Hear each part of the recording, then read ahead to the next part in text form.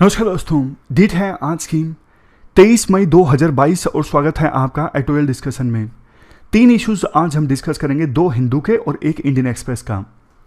सबसे पहले Indian express का इशू हम डिस्कस करेंगे वेल्थ ऑफ स्टेट्स से संबंधित। काफ़ी अच्छा आर्टिकल है, आज का आर्टिकल नहीं है, सैटरडे का आर्टिकल है, लेकिन बहुत अच्छा है, वो हम डिस्कस करेंगे सबसे पहले।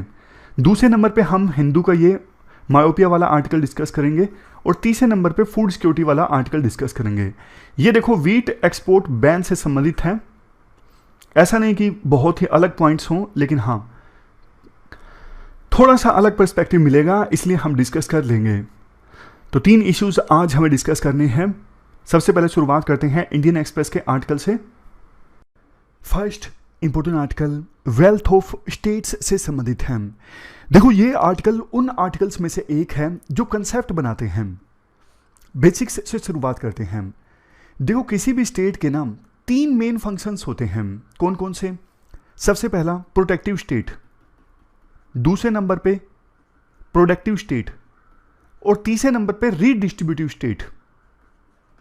प्रोटेक्टिव स्टेट मतलब स्टेट का ये मुख्य काम होता है लॉ एंड ऑर्डर सुनिश्चित करना। तो ये सब चीजें आती हैं प्रोटेक्टिव स्टेट में, स्टेबिलिटी रहे, पीस रहे, ये सब चीजें कौन से काम में आती हैं? प्रोटेक्टिव स्टेट, प्रोटेक्ट करना। दूसरा काम होता है स्टेट का प्रोडक्टिव स्टेट। प्रोडक्टिव स्टेट में ये सारे काम आते हैं जैसे कि बेसिक रोड प्रोवाइड करना, basic infrastructure, power, basic health, basic education, ये सब जो चीजें आती है ना वो दूसरे फंक्शन में आती हैं प्रोडक्टिव स्टेट। और तीसरा जो फंक्शन है ना स्टेट का वो है रीडिस्ट्रीब्यूटिव स्टेट। रीडिस्ट्रीब्यूट करना इनकम को, अमीर लोगों से पैसे लेके गरीब लोगों को देना। जैसे देखो सरकार इतनी सारी जो स्कीम्स चलाती है, पैसा कहां से आता है? टैक्स लगा के तो आता है। टैक्स कौन देता है? जिसकी इनकम ज्यादा होती है। तो टैक्स लगा के सरकार एक प्रकार से इनकम को ना रीडिस्ट्रीब्यूट कर रही है।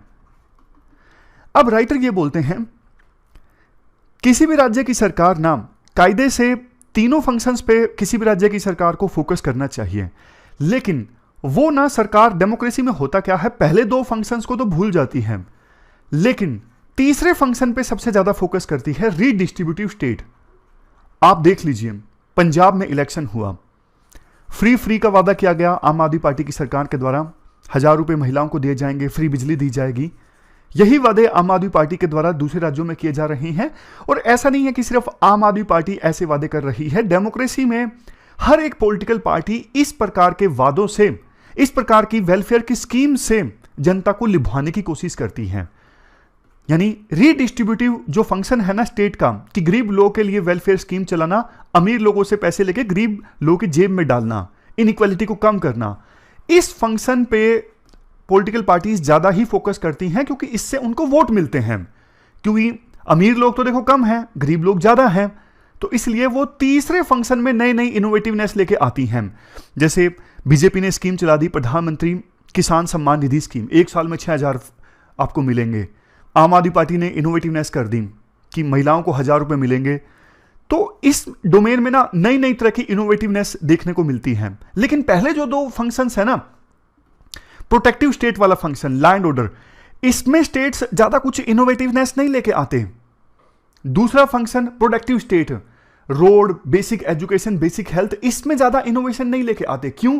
क्योंकि देखो इस पर फोकस करने से ना रिटर्न्स मिलेंगे लंबे समय में, और कोई भी पॉलिटिकल पार्टी चुनी जाती है 5 सालों के लिए, इसलिए पॉलिटिकल पार्टीज लंबा नहीं सोचती। मैं आपको एग्जांपल देता हूं, राजस्थान में ना पुरानी पेंशन नीति अभी लागू कर दी। तो राइटर कहते हैं मैंने क्वेश्चन पूछा एक पॉलिटिकल लीडर से कि यार तुम्हारे ऊपर तो बर्डन बढ़ जाएगा। वो कहते हैं अरे देखा जाएगा ना, 25 साल बाद आएगा पेंशन नीति, अभी कौन सी, मतलब हमें अभी कौन सा उनको पैसा देना है, 25 साल बाद देना है, 25 साल की बात देखेंगे।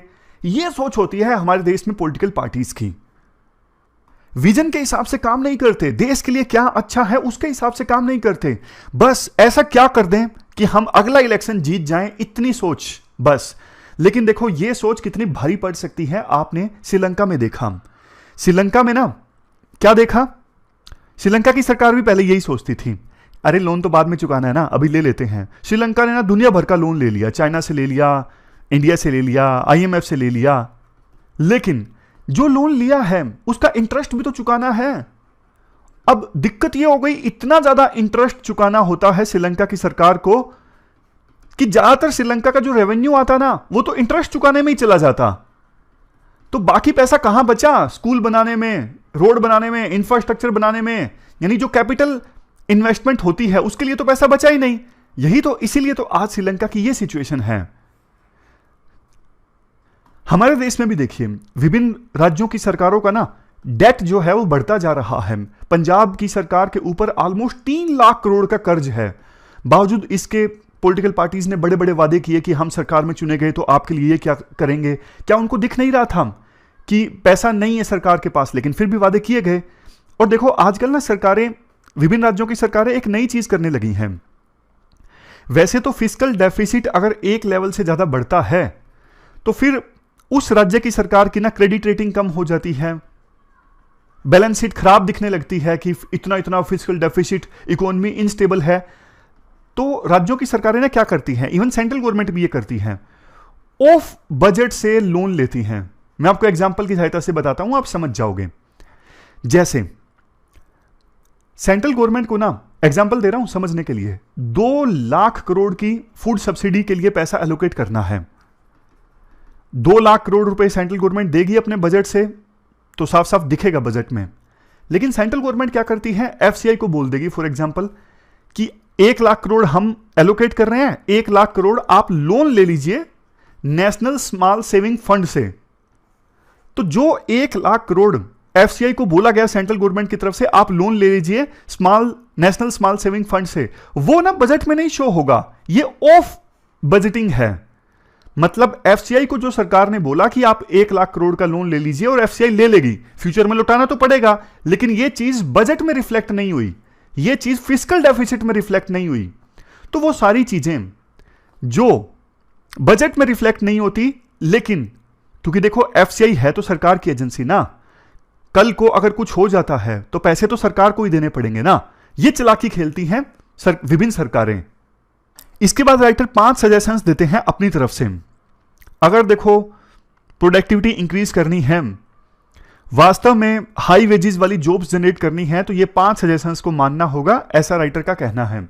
सबसे पहले रेगुलेटरी जो कंट्रोल है ना उसको आप रिड्यूस करो। आज के समय में देखो इतना ज्यादा कॉम्प्लायंस कंपनीज को फॉलो करना पड़ता है, इतनी सारी रिपोर्ट्स फाइल करनी पड़ती हैं। हमारे देश के विभिन्न कानूनों में 26,000 प्लस क्रिमिनल प्रोविजंस हैं। तो देखो जब इतना कंप्लायंस प्राइवेट कंपनीज को फॉलो करना पड़ेगा तो कैसे वो काम पे ध्यान दे सकेंगे। तो आवश्यकता क्या है, आप ना ऐसी प्रोडक्टिव फर्म्स बनाओ या फिर ऐसा इकोसिस्टम डेवलप करो जिसमें फर्म्स प्रोडक्टिव हों, फर्म्स कैपिटल को एक्सेस कर सकें। आप ऐसा इकोसिस्टम बनाओ जहां पर टैलेंट की वैल्यू होती हो, टेक्नोलॉजी का इस्तेमाल होता हो, करप्शन कम हो, तब जाके तो बिजनेस करना आसान होगा ना, तब जाके कंपनीज प्रॉफिटेबल होंगी, और जब कंपनीज प्रॉफिटेबल होंगी तभी तो वो हाई वेजेस जॉब जनरेट करेंगी ना। तो आपको ये चाहिए जितने भी कानून हैं आप उनको रैशनलाइज कर दो, डीक्रिमिनलाइज कर दो, ताकि बिना भय के बिजनेसमैन बिजनेस कर सके। कंप्लायंस सिस्टम को आप डिजिटाइज कर दो, ऑफिस में जाने की, गवर्नमेंट ऑफिस में जाने की आवश्यकता ही ना पड़े कम से कम। जैसे मैं आपको एग्जांपल देता हूं, 18 तारीख को चंडीगढ़ गया था मैं पासपोर्ट रिन्यूअल के लिए, आपको बताया भी था। वहां पे देखो सरकार ने ना सब कुछ आउटसोर्स करके रखा है टीसीएस को, और काम काफी अच्छे से होता है। जैसे कॉर्पोरेट वर्ल्ड में काम होता है ना, काफी स्मूथली पूरा काम काफी आसानी से हो जाता है। तो पासपोर्ट रिन्यूअल का काम था, इसलिए 2-3 डॉक्यूमेंट लगे, सिर्फ आधार कार्ड और पुराना पासपोर्ट की कॉपी। लेकिन उसके बाद पुलिस वेरिफिकेशन में बल्कि बहुत ज्यादा डॉक्यूमेंट्स उन्होंने मांगे, जैसे कि आधार कार्ड दीजिए, फिर से आधार कार्ड दीजिए, डोमिसाइल की कॉपी लाइए, आप 2 आपके जो नेबर्स हैं, पड़ोसी हैं, उनको आप बुला के लाइए, उनकी भी आधार कार्ड की कॉपी दीजिए। देखो अब आप सोच सकते हो कि सिक्योरिटी के लिए ये सब जरूरी है, चलो छोड़ दिया ये एग्जाम्पल, लेकिन पॉइंट आप समझ गए होंगे कि हमारे देश में ना विभिन्न डिपार्टमेंट्स के बीच में कोऑर्डिनेशन ज्यादा अच्छा होता नहीं है। मतलब सेम डिपार्टमेंट, अगर किसी चीज के लिए लाइसेंस लेना है ना, आपको 4 डिपार्टमेंट के लिए जाना पड़ेगा ना, तो चारों में सेम डॉक्यूमेंट आपको फिर से देना पड़ेगा। इतना तो कोऑर्डिनेशन होना चाहिए ना यार विभिन्न डिपार्टमेंट्स के बीच में, कि आप सेम चीज दोबारा मांग रहे हो। तो ये सारा जो कंप्लायंस सिस्टम है ना, इसे आसान बनाया जा सकता है कि जाने की आवश्यकता कम से कम पड़े, ऑनलाइन काम चल जाए जितना पॉसिबल हो सके। हाँ, एक चीज मैं आपको और बताता हूं। पहले मुझे लग रहा था 10th या फिर उससे ऊपर जो भी हायर एजुकेशन है उसका ओरिजिनल सर्टिफिकेट भी चाहिए, लेकिन मेरे पास था नहीं, दिल्ली में घर था। तो मैंने पढ़ा, पिछले साल सरकार ने कहा है कि डिजी लॉकर से काम चल जाएगा। डिजी लॉकर से सर्टिफिकेट आप अवेल कर सकते हो सारे अपने एजुकेशन के, आपको पता ही होगा। तो मैंने पढ़ा कि सरकार ने धूमधाम से बोला है कि आप वहां पर डिजी लॉकर से सर्टिफिकेट दिखा सकते हो, कोई दिक्कत नहीं है। लेकिन मैंने एक दो लोगों से बात की, उन्होंने कहा कि नहीं मानते यार ये वहां पर। और जब मैं वहां पे सबसे पहले गया ना, तो मैंने यही पूछा कि डिजी लॉकर से काम चल जाएगा। उन्होंने साफ तौर पे मना कर दिया कि नहीं, डिजी लॉकर से काम नहीं चलेगा। मैंने कहा सरकार ने तो बोला था कि नहीं, हम नहीं मानते। अब वो टीसीएस के लोग हैं, उनको क्या पता, जैसी इंस्ट्रक्शंस होंगी वैसा। लेकिन खैर मेरा काम चल गया, क्योंकि मैंने जब पासपोर्ट शुरू में बनवाया था ना, तब 10th की ओरिजिनल मार्कशीट दिखाई हुई थी, तो उन्होंने मुझसे ये मांगी नहीं। तो पॉइंट ये है, सरकार अनाउंसमेंट तो बड़ी बड़ी कर देती है कि हाँ अब डिजी लॉकर से हमने पासपोर्ट बनाने की प्रक्रिया को इंटीग्रेट हो गया है, इंटीग्रेट कर दिया है, लेकिन ग्राउंड लेवल पर या तो कोई इंस्ट्रक्शन होती नहीं है या फिर जो भी होता हो, मतलब इंप्लीमेंटेशन तो बहुत ही पुअर है। अब कोई बेचारा ये सोच के चला गया कि डिजी लॉकर से मेरा काम चल जाएगा वो तो साफ तौर पे मना कर देते हैं कि नहीं चलेगा, आपको दोबारा से फिर से अपॉइंटमेंट लेके आना पड़ेगा। अब नेक्स्ट पॉइंट देखिए, नेक्स्ट पॉइंट है फिक्स गवर्नमेंट स्कूल्स। देखो सरकार ना स्किल के लिए बहुत कुछ कर रही है, लेकिन सरकार को एक बात समझ में आ गई है कि हम शॉर्ट टर्म में स्किल नहीं दे सकते। जो चीज हम 12 साल में सिखा सकते हैं ना स्कूलिंग के दौरान, वो चीज हम 3 साल में या फिर 1 साल में नहीं सिखा सकते। इसलिए क्वालिटी स्कूलिंग का कोई अल्टरनेटिव नहीं है। स्कूल एजुकेशन हमारी क्वालिटी वाली होनी चाहिए, यह जरूरी है। क्या होना चाहिए? क्लासरूम का साइज छोटा होना चाहिए, टीचर की सैलरी आप रिस्पेक्टेबल करो। अभी कहीं कहीं बहुत ज्यादा है फिर भी टीचर काम नहीं करते, कहीं बहुत कम है। टॉयलेट्स की व्यवस्था, ये जो बेसिक इंफ्रास्ट्रक्चर है ना स्कूल्स में होना चाहिए। और स्कूल्स की परफॉर्मेंस को मेजर करने का भी पैमाना होना चाहिए, कौन सा स्कूल कैसे परफॉर्म कर रहा है, ताकि उसी के हिसाब से स्कूल में फिर आवश्यक बदलाव लाए जाए इसके, और लर्निंग आउटकम जो है वो इंप्रूव हो उसके। तो स्कूल एजुकेशन क्वालिटी वाली होनी चाहिए, इसमें no compromise. Next, converge education and employability. काफी बार हम ये पॉइंट डिस्कस करते हैं। हमारे जो स्टूडेंट्स हैं पास आउट होते हैं डिग्री कॉलेज से, जैसे इंजीनियरिंग करके पास आउट हुए, मैकेनिकल से इंजीनियरिंग की, लेकिन कुछ सिखाया नहीं, प्रैक्टिकल कुछ सिखाया नहीं कॉलेज में, सिर्फ थ्योरी पे ज़्यादा फोकस किया गया। तो फिर वो बेचारे स्टूडेंट्स जब बाहर निकलते हैं ना कॉलेज से, तो प्रैक्टिकल स्किल्स उनके पास नहीं होती, तो कोई कंपनी उनको जल्दी से काम पर रखने के लिए राजी नहीं होती।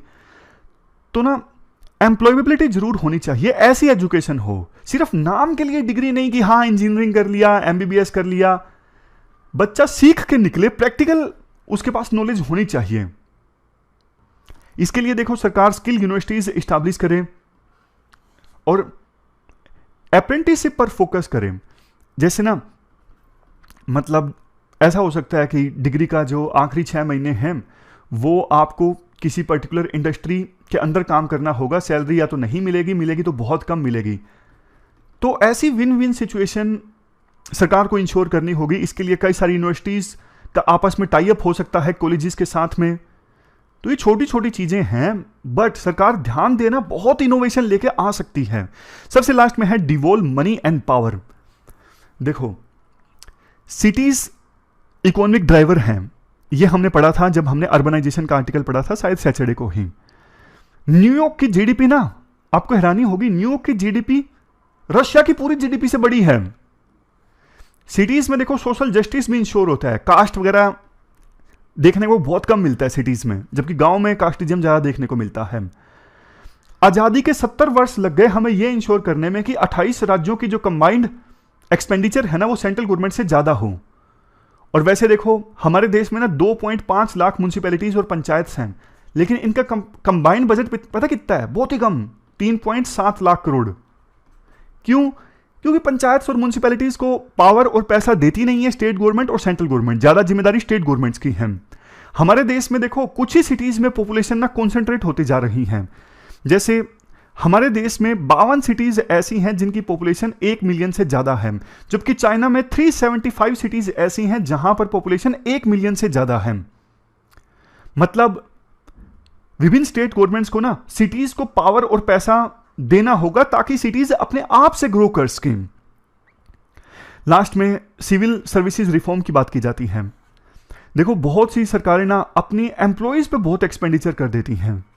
जैसे पंजाब की सरकार अपना बहुत सारा खर्चा एम्प्लॉयज पे कर देती है, सैलरी बहुत बहुत ज़्यादा है, पेंशन बहुत खर्चा जाता है, तो इसलिए कैपिटल एक्सपेंडिचर के लिए पैसा बचता ही नहीं है। कैपिटल एक्सपेंडिचर जैसे स्कूल बनाया, रोड बनाया, ब्रिज बनाया, कैपिटल एक्सपेंडिचर पे ज़्यादा से ज़्यादा पैसा खर्च होना चाहिए, तभी तो इकोनॉमी की प्रोडक्टिविटी इंप्रूव होगी ना, इकोनॉमिक एक्टिविटीज ज़्यादा होंगी। अगर आपका पैसा सैलरी देने में खर्च हो जाता है, इंटरेस्ट देने में खर्च हो जाता है, तो कैपिटल एक्सपेंडिचर के लिए पैसा कहाँ बचेगा, कैसे जो है प्रोडक्टिविटी इंप्रूव होगी। तो आप एम्प्लॉयज पर ध्यान दो। ये 7 चीजें बोलते हैं, 7 इंटरवेंशन करने की आवश्यकता है, जैसे structure, staffing, training, performance management, compensation, culture, HR capability. Employees से संबंधित ये 7 रिफॉर्म्स आने चाहिए। लास्ट में एक बात ये बोलते हैं राइटर, देखो अमानत और जागीर में ना डिफरेंस होता है। अमानत मतलब किसी की अमानत, कोई चीज आपको छोड़ के जाए आपके भरोसे के ऊपर, ट्रस्ट के ऊपर, और बाद में जैसे वो पर्सन वापस आएगा आपको वो चीज वैसे की वैसे उसे लौटानी है, ये होता है अमानत। समझ रहे हो? मान लीजिए आपका दोस्त कहीं जा रहा है, उसने आपको बुक दी कि भैया मैं जा रहा हूं, ये बुक मेरी संभाल लेना, तो आपकी जिम्मेदारी बनती है कि आप उस बुक को संभाल के रखो, ऐसा नहीं कि फाड़ फूड़ दो, और जैसे ही वो पर्सन आपका दोस्त वापस आएगा उस बुक को उसी कंडीशन में आपके दोस्त को लौटाना। और जागीर का मतलब होता है जो आप मर्जी चाहे वो करो। हमारे जो पॉलिटिकल पार्टीज है ना, जब चुन जाती हैं, मतलब जनता उनको चुन लेती है, तो वो ऐसे एक्ट करती हैं जैसे अब पूरा राज्य उनकी जागीर बन चुका है, जो वो चाहे मर्जी करें। लेकिन देखो उनको जो गवर्नेंस मिली है ना 5 सालों के लिए, भैया वो अमानत है। ऐसा नहीं कि जब आप 5 साल बाद गवर्नेंस को छोड़ के जाओ, बहुत बुरे हालत में छोड़ के जाओ, कर्ज पहले बहुत कम था लेकिन अब आपने ऐसा गवर्नेंस चलाया, कर्ज आपके ऊपर बहुत ज्यादा बढ़ चुका है। तो अमानत और जागीर के बीच में ना हमारे देश के लीडर्स को, पॉलिटिकल पार्टीज को फर्क महसूस करना चाहिए। तो ये पूरा इशू हमने डिस्कस किया, चलते हैं आगे। इसके बाद नेक्स्ट आर्टिकल मायोपिया से संबंधित है। आप जीएस पेपर 2 के इस टॉपिक से आर्टिकल को रिलेट कर सकते हो। मायोपिया से तो सिविल सर्विसेज एस्पायरेंट्स वाकिफ होते हैं, पढ़ते पढ़ते बहुत बार चश्मा लग जाता है। नज़दीक का तो सही दिखता है लेकिन दूर का ठीक नहीं दिख पाता। बट देखो सिविल सर्विसेज एस्पायरेंट्स तो बहुत पढ़ते हैं तब उनको मायोपिया होता है, लेकिन आजकल तो छोटे छोटे बच्चों में मायोपिया की शिकायत काफ़ी ज़्यादा होने लगी है, और मतलब कुछ एक्सपर्ट्स तो इसे महामारी का नाम भी देने लगे हैं। यहां पर देखिए WHO के अनुसार 2010 में 2 बिलियन लोग मायोपिया के शिकार थे, यानी टोटल जितनी पॉपुलेशन है उसका 25%, और 2030 आते आते 3.3 बिलियन लोग मायोपिया के शिकार हो जाएंगे, ऐसा अनुमान है। ईस्ट एशिया में और पैसिफिक कंट्रीज में यह समस्या सबसे ज्यादा है आज के समय में, और इंडिया में अभी तक ये ट्रेंड नहीं देखने को मिला है। जैसे देखो एग्जाम्पल के तौर पर अगर 80-90% स्कूल गोइंग चिल्ड्रन को ईस्ट एशियन कंट्रीज में या फिर पैसिफिक कंट्रीज में मायोपिया देखने को मिलेगा, तो इंडिया में ये नंबर फिलहाल सिर्फ 5% के आसपास है। मायोपिया में होता क्या है, आंख में जो आई बॉल होता है ना, आई बॉल की जो लेंथ है ना वो अलाइन नहीं कर पाती, आंख की लाइट को रिफ्लेक्ट करने की जो पावर है ना उससे दोनों चीजें आपस में अलाइन नहीं करती, इस वजह से धुंधला धुंधला दिखता है और आई साइट को ठीक करने के लिए चश्मा लगाना पड़ता है। लेकिन देखो स्पेक्स का इस्तेमाल करना ये सिर्फ एक सिम्टम को एड्रेस करने वाली बात हो गई, हम रूट काज को एड्रेस नहीं कर रहे हैं। और रूट काज को हमें एड्रेस करना हो ना, सबसे बेस्ट है प्रिवेंटिव केयर। हम ध्यान रखें कि यह सिचुएशन पैदा ही ना हो, क्योंकि देखो अगर मायोपिया बढ़ता गया ना तो रेटिनल डिटैचमेंट का खतरा होता है, रेटिना डिटैच हो जाता है आंख के टिश्यू से, ग्लाउकोमा का खतरा हो जाता है। इसके साथ साथ मैकुलर डिजनरेशन, ये आंख के वेरियस डिजीज हैं, ये सिचुएशन भी पैदा हो सकती है अगर मायोपिया को शुरुआत में ही ना रोका गया। होता क्यों है मायोपिया? देखो आजकल ना अर्बनाइजेशन काफी बढ़ रहा है, अर्बनाइजेशन की वजह से बच्चे घर से बाहर कम निकलते हैं, मोबाइल फोन ज्यादा आ गए हैं, तो स्क्रीन पर बच्चे ना ज्यादा समय बिताने लगे हैं। समझ रहे हो? सनलाइट का एक्सपोजर उतना हो नहीं पाता और नियर वर्क ज़्यादा परफॉर्म करते हैं घर के अंदर रह के, चाहे वो किताबें पढ़ना हो गया, मोबाइल से गेम खेलना हो गया, ये सारी चीज़ें। और कोविड-19 की वजह से तो सिचुएशन देखो और भी खराब हो गई। कोविड-19 की वजह से बच्चे घर से बाहर नहीं निकल सके, जिसकी वजह से सारा टाइम घर में या तो मोबाइल पे बिताना, लैपटॉप पे बिताना, कंप्यूटर पे बिताना, किताब पढ़ना, ये सारे नियर वर्क हैं।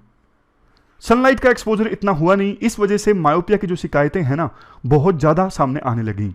तो ईस्ट एशियन कंट्रीज़ में हालात काफ़ी ख़राब हैं, इंडिया में कम हैं। बट राइटर कहते हैं इंडिया को अब सचेत होने की आवश्यकता है, एक्शन लेने का समय अभी है। देखो इंडिया में ज़्यादा इसलिए भी नहीं है क्योंकि इंडिया की अभी भी 35% पॉपुलेशन जो है वो अर्बनाइज्ड है, बाकी 65% तो अभी भी रूरल एरियाज में रहती है ना। तो अनुमान ये है अगर इंडिया ने समय रहते एक्शन नहीं लिया तो 2050 आते आते इंडिया में भी 50% जो स्कूल गोइंग बच्चे होंगे वो मायोपिया का शिकार होंगे। तो क्या करना चाहिए? सबसे पहले तो देखो ऐसी स्क्रीन्स होनी चाहिए कंप्यूटर में या फिर टीवी में या फिर मोबाइल फोन में जिससे आंख पर ज्यादा नेगेटिव इंपैक्ट ना पड़े, या फिर जो स्पेक्स हैं आसानी से अवेलेबल होनी चाहिए जिसकी सहायता से बच्चे गेम खेल सकें, मोबाइल पर काम कर सकें या फिर लैपटॉप देख सकें, पढ़ सकें। समझ रहे हो? बहुत सारे बच्चे आपने देखे होंगे जानबूझ के स्पेक्स लगाते हैं अपनी आईज की सुरक्षा के लिए, उनकी वैसे पावर नहीं होती है आंखों की। नेक्स्ट, हर साल स्कूल टीचर्स जो हैं बच्चों की आंखों की एनुअल स्क्रीनिंग करवाएं, और जिस बच्चे में भी थोड़ी सी भी मायोपिया की शिकायत आती है उसको रेफर किया जाए आई केयर प्रोफेशनल के पास में। नेक्स्ट, सोशल स्टिग्मा अभी पहले से तो काफी कम हुआ है लेकिन अभी भी सोशल स्टिग्मा है। जो बच्चे स्पेक्स लगाते हैं ना उनको बोला जाता है, जैसे गांव में तो ऐसा बहुत कुछ बोलते हैं, चश्मिश टाइप, बैटरी, पहले ज्यादा होता था आजकल कम होता है। तो ऐसा कोई ना स्टिग्मा नहीं अटैच होना चाहिए। स्पेक्स लगाने में किसी प्रकार की कोई शर्म नहीं होनी चाहिए, आंख का मामला है, आंख कीमती है। तो राइटर कुल मिलाकर यही बोलते हैं एक्शन लेने का समय देखो अभी है, सरकार को तुरंत एक्शन लेना चाहिए ताकि बाद में ना पछताना पड़े। नेक्स्ट हमारा आर्टिकल जो है ना फूड सिक्योरिटी से संबंधित है। क्या कंटेक्स्ट है? कंटेक्स्ट देखो आपको पता है 13 मई को सरकार ने वीट एक्सपोर्ट पर बैन लगा दिया। राइटर कहते हैं देखो ये सरकार की पॉलिसी के ना फ्लिप फ्लॉप है। एक दिन पहले प्रधानमंत्री बड़े बड़े वादे कर रहे थे कि वर्ल्ड में अनाज की कमी है लेकिन इंडिया वर्ल्ड का, हमारे किसान वर्ल्ड का पेट भरने के लिए तैयार हैं। इवन कुछ एक्सपर्ट्स सरकार के जा भी रहे थे दूसरी लोकेशंस पर एक्सप्लोर करने के लिए क्या हमारा वीट इन देशों में जा सकता है, लेकिन इसी बीच वीट एक्सपोर्ट पर बैन लग गया। सरकार ने कहा प्रोक्योरमेंट काफी कम हुआ है इस वजह से हमने बैन लगाया। देखो प्रोक्योरमेंट कितना हुआ एक बार यहां पे आप देख लीजिए, 17.8 मिलियन टन के आसपास प्रोक्योरमेंट था, जबकि पिछले साल वीट का प्रोक्योरमेंट था 43.34 मिलियन टन। सरकार का अनुमान यह है कि इस बार टोटल जो वीट प्रोक्योर होगा 19.5 मिलियन टन। तो सरकार को लगा हमने अगर एक्सपोर्ट कर दिया तो यहां पर डोमेस्टिक कंजम्पशन के लिए वीट नहीं मिलेगा। जैसे याद होगा आपको जब कोविड-19 के दौरान वैक्सीन को एक्सपोर्ट किया था तो विपक्ष ने काफी क्रिटिसाइज किया था कि हमारे यहां पे लोगों के पास वैक्सीन नहीं है जबकि आप वैक्सीन एक्सपोर्ट कर रहे हो। तो सरकार ने डर के चलते वीट एक्सपोर्ट पर बैन लगा दिया। लेकिन राइटर कहते हैं देखो चीजें ना मैनेज की जा सकती थी। पहली तो चीज बेशक देखो वीट का प्रोक्योरमेंट सरकार की तरफ से कम है लेकिन प्रोडक्शन उतना भी कम नहीं है। जैसे 2018-19 में टोटल वीट का प्रोडक्शन हुआ 103.6 मिलियन टन, 2019-20 में कितना 107.8, 2020-21 में कितना 109.5, और उम्मीद ये है 2021-22 में वीट का प्रोडक्शन होगा 111.3। इवन लेटेस्ट जो एस्टिमेट है उसके अनुसार भी वीट का टोटल प्रोडक्शन इस साल होगा 105 मिलियन टन। अब प्रोक्योरमेंट कम हुआ है सरकार की तरफ से, वो इसलिए कम हुआ है क्योंकि किसानों को लग रहा था कि हम ट्रेडर्स को बेच देते हैं और ट्रेडर्स आगे बेच देंगे क्योंकि आगे वीट की डिमांड थी इंटरनेशनल मार्केट में, इसलिए किसानों ने ना ज्यादा पैसों पर बेच दिया, एमएसपी से ज्यादा पैसों पर बेच दिया ट्रेडर्स को। अगर सरकार ज्यादा प्रोक्योरमेंट करना चाहती थी तो किसानों को बोनस अनाउंस किया जा सकता था 200-300 रुपए, ताकि किसान जो हैं ट्रेडर्स को बेचने के बजाय सरकार को अपना वीट बेचते। लेकिन सरकार ने समय रहते बोनस अनाउंस नहीं किया। अब चूंकि क्या हुआ है, सरकार ने वीट एक्सपोर्ट पर बैन लगा दिया है लेकिन बोनस इंक्रीज नहीं किया है, तो अभी भी देखो कुछ ट्रेडर्स ऐसे होंगे जो एमएसपी से थोड़े ज्यादा पर किसानों से उनका वीट परचेज कर लेंगे, लेकिन चूंकि एक्सपोर्ट पर बैन है, वो अभी वीट को एक्सपोर्ट नहीं करेंगे ट्रेडर्स। ट्रेडर्स क्या करेंगे, वीट का स्टॉक कर लेंगे। तो इससे सरकार को फायदा नहीं हुआ, किसानों को फायदा नहीं हुआ, लेकिन ट्रेडर्स को फायदा हो गया, क्योंकि उनको पता है आज नहीं तो कल वीट का जो एक्सपोर्ट बैन है वो हट जाएगा, तब हम अपना वीट रिलीज करेंगे और तब जाके हमें बहुत अच्छे दाम मिलेंगे। तो सरकार की इस पॉलिसी की वजह से ना ट्रेडर्स को फायदा होगा, ना कि किसानों को। किसानों के लिए वैसे ही देखो इनपुट कॉस्ट इंक्रीज होती जा रही है, तो ये एक अच्छा मौका था कि उनके पैसे बनते इस साल अच्छे खासे, लेकिन सरकार की पॉलिसीज की वजह से अब उनकी जो इनकम को डबल करने का जो लक्ष्य था, हालांकि देखो ये ऐसा नहीं है कि इसी साल की बदौलत उनकी इनकम डबल हो जाती, लेकिन ये अच्छा मौका था जिससे किसानों की इनकम ठीक ठाक बन जाती, सरकार ने उसे गवा दिया। और सरकार का ये जो तर्क है ना कि डोमेस्टिक कंजम्पशन के लिए वीट नहीं बचता, देखो प्रधानमंत्री गरीब कल्याण योजना में पहले भी हमने डिस्कस किया था, राइस को दिया जा सकता है। हमारे देश के ज्यादातर हिस्सों में आज के समय में राइस को कंज्यूम किया जाता है, तो ऐसा नहीं है सरकार के पास बिल्कुल ही फूड ग्रेन खत्म हो गए थे। इतनी ज्यादा सिचुएशन थी नहीं कि सरकार ने पैनिक में आके वीट के एक्सपोर्ट पर बैन लगा दिया। इससे देश की जो एक्सपोर्ट प्रोफाइल है फूड ग्रेन के मामले में वो थोड़ी प्रभावित हुई है, ऐसा राइटर का मानना है। तो कल को सरकार जो भी एग्रीकल्चर से संबंधित ट्रेड पॉलिसी रखे ना, थोड़ी स्टेबल हो, फिर फायदा क्या है, एकदम से सिचुएशन आती है तो आप घबरा जाते हो, आप बैन लगा देते हो। तो ये थी हमारी आज की डिस्कशन। आज हमने 3 इश्यूज को डिटेल से डिस्कस किया। फिलहाल इस डिस्कशन में इतना ही है। Thank you very much for discussion.